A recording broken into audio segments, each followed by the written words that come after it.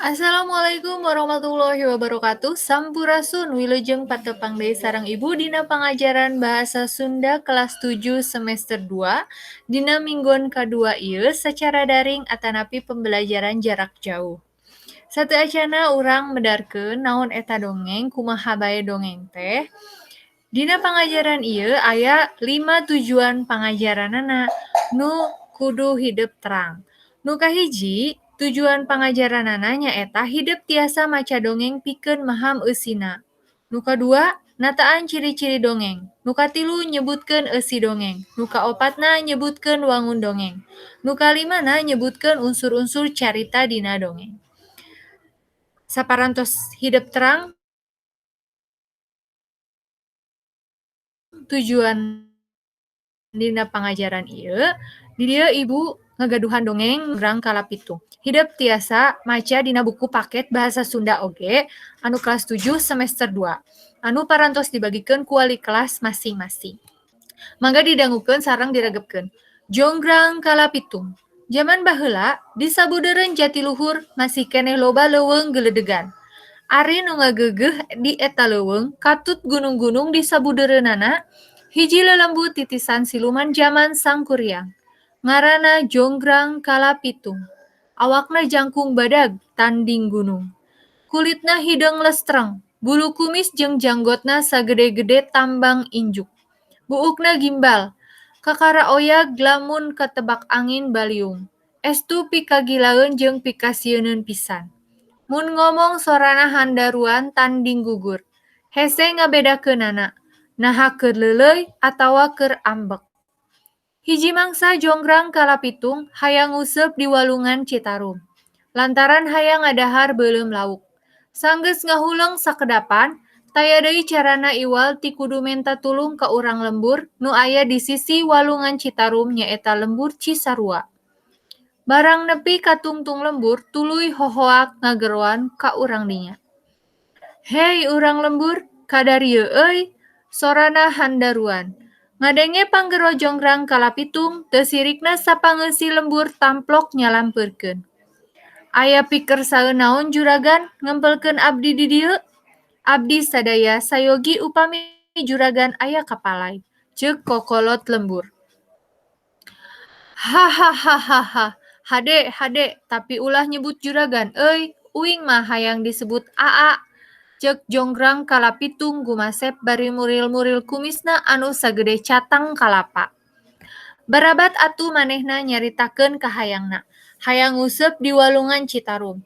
Anu matak rek menta tulung ka urang lembur, pangyieunkeun useup anu gede.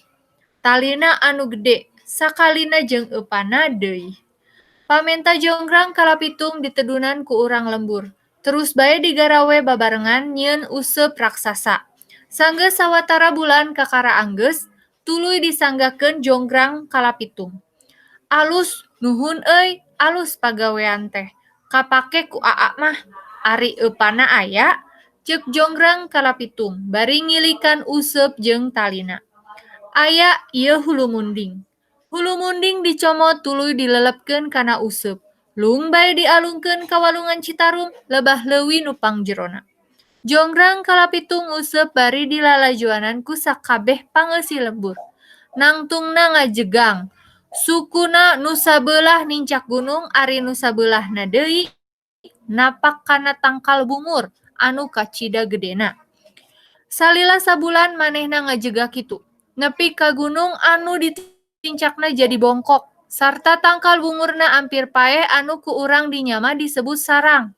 Anu matak nepi ka ayeuna gunung teh neulah bae gunung bongkok. Ari urut tangkal bungurna jadi pilemburan nu neulah lembur bungur sarang. Bawahan Desa Cisarua Jatiluhur. Dina poe ka-40, useup teh oyag-oyagan, gancang bae atuh ku Jonggrang Kalapitung teh dicentok sataker tanaga. Kulantaran leupas teuing nyentokna, useup teh ngacleng jauh pisan ka tukangeunana. Dibetot hese ari pek ngait kana leuweung haur, ku Jonggrang Kalapitung dibetot sataker tanaga. Nepi ka sakabeh haur di dinya kapangkas. Tapakna jadi papak lir anu beunang ngararata. Nu matak nepi ka ayeuna, di dinya mah tara aya haur anu jangkung sesoranganan. Upama kabeneran oge, sok peunggas jadi papak jeung sejena. Nepi ka kiwari eta leuweung teh katelah ngaranna leuweung haur papak. Jonggrang kalapitung penasaran, lauk naon anu nyanggut teh? Barang diilikan sing horeng ukur lauk jeler.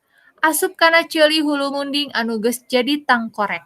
Lantaran keheul eta jeler teh dibalangkeun nyaragrag di lembur Cilele, Desa Cisarua Jatiluhur. Tah, tempat ragragna jeler teh jadi empang anu nepi ka ayeuna ku urang Cisarua mah disarebutna Kubang. Kulantaran teu meunang lauk gede, lila-lila Jonggrang kalapitung teh lapar. Karepna rek menta tulung ka urang lembur tapi geus eueuh saurang-urang acan. Lantaran kalabur sarieuna nenjo Jonggrang kalapitung ambek-ambekan. Nu aya teh ngan tangkal jengkol. Kabeneran deui buahna meuhpeuy leubeut. Henteu talangke jengkol teh dipupu tuluy dikeremus sacangeum-sacangeum.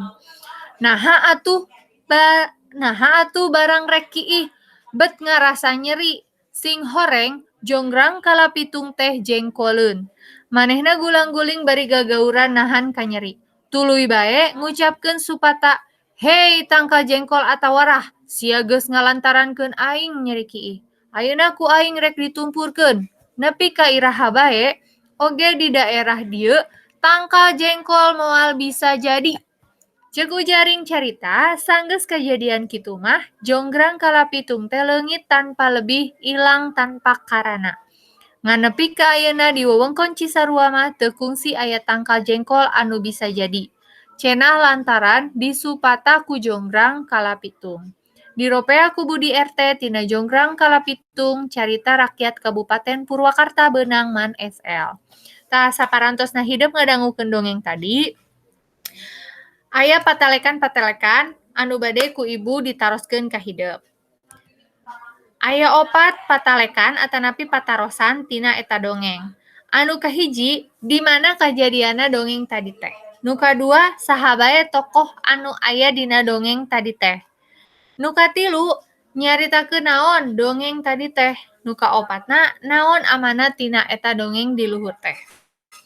Upami hideup tadi ngaregepkeun sareng ngadangukeun sareng baca nu leres, pasti hideup tiasa ngajawab 4 patalekan tadi nu tos ku ibu sebatkeun. Nah, tiasa ngajawab di mana, saha bae tokohna, nyaritakeun naon dongeng tadi teh, naon amanat tadi teh. Nah, janten hideup teh terang, oh muhun atuh upami kitu mah Bu, dongeng teh kieu kieu kieu, eusina teh kitu kitu kitu, aya ieu aya ieu aya ieu. Nah, supados leuwih jelasna ku ibu dijelaskeun sakedik ngeunaan dongeng. Janten dongeng teh nyaeta caritaan, rekaan atawa fiksi anu ngandung hal-hal pamohalan, jadi moal mungkin. Ciri-ciri dongeng teh aya 4. Sumebarna sacara lisan, pangarangna biasana teu kanyahoan, jadi teu kanyahoan saha nu ngarangna tara dicantumkeun. Ngagunakeun basa lancaran, teras eusi caritana rekaan, ukuranana pondok. Jadi ciri-ciri dongeng ibu ulangi aya 5. Sumebarna sacara lisan, pangarangna teu kanyahoan, ngagunakeun basa lancaran, eusi caritana rekaan, sareng ukuranana pondok. Teras biasana eusi dongeng teh ngandung ajen atikan atawa anu ngadidik, anu patalina aya jeung akal budi. Dina dongeng ge aya 5 wangun. Anu kahiji, wangun dongeng mangrupa pabel atawa dongeng anu tokoh utamana sasatoan. Contona, dongeng Sakadang Kuya jeung Sakadang Monyet Melak Cau. Aya dina buku paket hideup, paket bahasa Sunda kelas 7. Cobi dibika sareng dibaca. Nu kadua, aya parabel. Ari parabel teh dongeng jalma biasa. Jadi tokoh utamana teh jalma biasa. Contona, dongeng Si Kabayan Ngalanangka.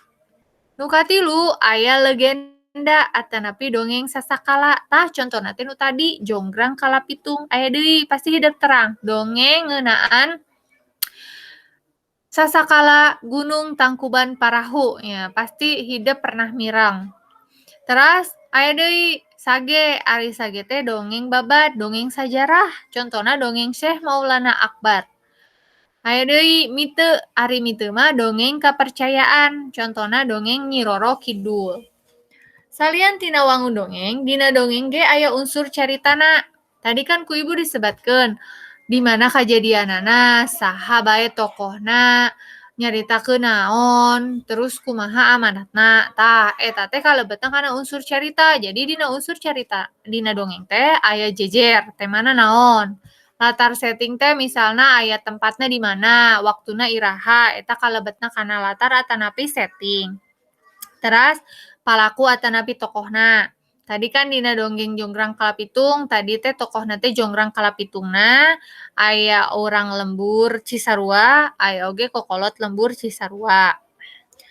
Teras nu kaopatna galur atanapi alur. Jadi nyaritakeun naon tah? Jonggrang Kalapitung teh dongengna nyaritakeun si Jonggrang Kalapitung hayang beuleum lauk, jadi menta di jieunkeun useup anu gede, tapi teu beunang-beunang, kalah manehna ngaamaman jengkol, terus manehna teh jejengkoleun. Jadi nyupata yen di wilayah Cisarua Citarum mah moal aya tangkal jengkol anu jadi. Teras amanatna teh naon tina eta tadi teh? Jadi amanatna teh ari jadi jalma teh tong sarakah.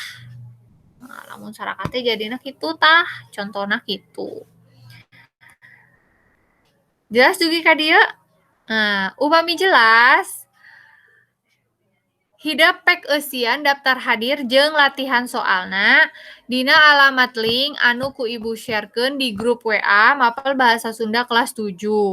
Tah, atanapi hoyong enggal tah, tinggal klik bae link alamat di samping ibu tah. Anu ditulis biru HTTPS tah, eta alamat link kanggo ngeusi daftar hadir sareng latihan soalna. Mangga diisi nu leres, nyatong asal-asalan, dak langsung aya nilaina, aya hasilna. Jadi ku ibu dilebetkeun kana nilai. Nah, oke. Upami aya nu henteu jelas, hidep tiasa naroskeun dina grup WA Mapel Bahasa Sunda kelas 7. Ya. Ibu tutup. Wabillahi taufiq wal hidayah. Wassalamualaikum warahmatullahi wabarakatuh. Hatur nuhun kasadayana dina dinten ieu.